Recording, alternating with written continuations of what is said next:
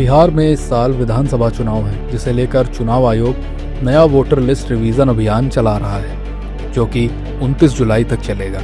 इसके तहत मतदाताओं से नए फॉर्म भरवाए जा रहे हैं और पुराने रिकॉर्ड्स की पुष्टि की जा रही है। इसी प्रक्रिया को लेकर विपक्ष ने चुनाव आयोग पर सवाल उठाए हैं। तेजस्वी यादव ने इसे वोटर लिस्ट से गरीबों और पिछड़ों का नाम हटाने की साजिश करार दिया है। ये अचानक से निर्णय लिया गया और अचानक से ठीक जब चुनाव को 2 महीना बचा है तब ये निर्णय लिया गया है।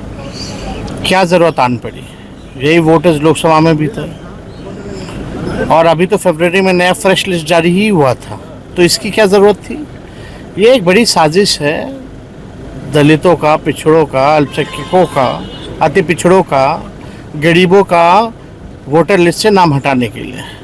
और ये नीतीश कुमार जी, मोदी जी मिलकर के गरीबों का नाम हटवाना चाह रहे हैं।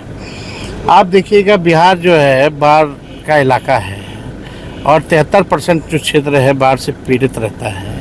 लोग अभी जान में अपना बचाएगा कि इलेक्शन कमीशन को डॉक्यूमेंट देगा, और ऐसा डॉक्यूमेंट जो आप अपने माता का, पिता का आप जो है डॉक्यूमेंट दीजिए, उनके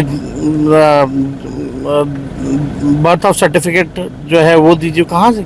बिहार के लोगों के पास है ही नहीं। आप आधार कार्ड नहीं चाह रहे हैं, आधार कार्ड को मान्यता नहीं दे रहे हैं, मनरेगा कार्ड को मान्यता नहीं दे रहे हैं। तो ये बड़ी साजिश है जिसका हम लोग जो है भंडाफोड़ करेंगे और इलेक्शन कमीशन से लेके कहीं भी हम लोगों को जाना पड़े, ये हम लोग जाने का काम करेंगे। इस तरह का काम आखिर क्या ज़रूरत आ पड़ी है? तेजस्वी यादव के बयान पर कांग्रेस भी सुर में सुर मिला रही है। सारे उन वोटर्स को जो एंटी बीजेपी हो सकते हैं वो उनको उड़ाना चाहती है। वोटर लिस्टों के अंदर बड़े पैमाने के ऊपर धांधली और गड़बड़ी की आशंका है। उस शंकाओं को दूर करने का काम इलेक्शन कमीशन कर सकता है, और अगर ये काम इलेक्शन कमीशन नहीं करता तो सुप्रीम कोर्ट को देखना चाहिए कि संविधान का संरक्षक सुप्रीम कोर्ट है। अगर संविधान की धज्जियां इस प्रकार से उड़ेंगी तो सुप्रीम कोर्ट को इंटरवीन करना चाहिए। एनडीए नेता तेजस्वी यादव के आरोपों को बेबुनियाद बताकर चुनाव आयोग की प्रक्रिया को सही बता रहे हैं। वहीं चिराग पासवान के मुताबिक विपक्ष को हार का डर है। रिप्रेजेंटेशन ऑफ पीपल्स एक्ट के तहत 1950 इसके तहत ये प्रोसेस समय समय पर अपनाया जाता है और इसको अपनाना भी जरूरी है, ताकि इसकी आड़ में जो फर्जीवाड़ा होता है, कई बार हम लोग देखते हैं कि अगर किसी का निधन हो गया उसके नाम भी उसमें वोटर लिस्ट में डला होता है, जिसकी वजह से जो सही मतदाता है, जो वोटर है, वो अपना वोट नहीं डाल पाता है।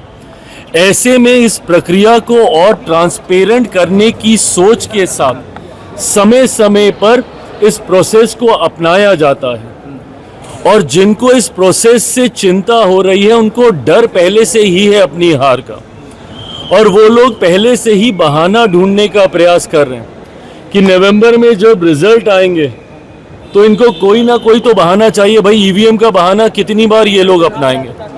तो अब इनको ये एक और बहाना मिल गया है जिसपे ठीकरा फोड़कर ये अपनी हार की जिम्मेदारी और जवाबदेही से पल्ला झाड़ना चाहेंगे।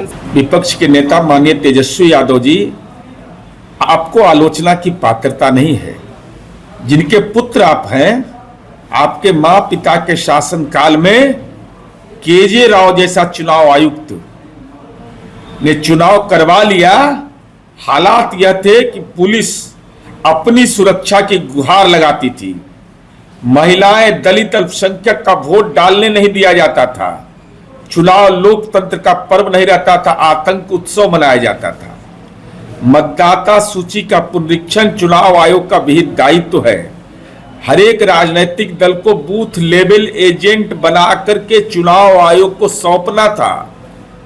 अगर आपके पास कार्यकर्ता का घोर अभाव है तो ठीकरा किसके माथे फोड़ रहे हैं आप?